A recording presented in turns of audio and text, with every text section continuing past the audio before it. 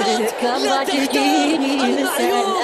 من يختار من يختار هو عدل. بس اعذروني بالذهب معطي مجال.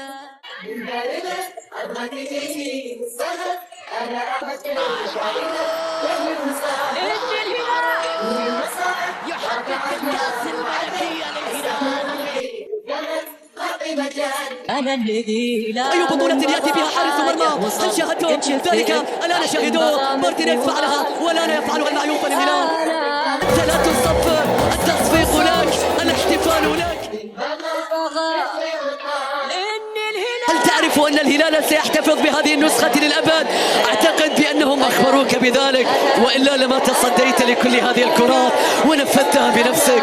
الله يا المعيوف، عندما تقوم بدور البطل في كل شيء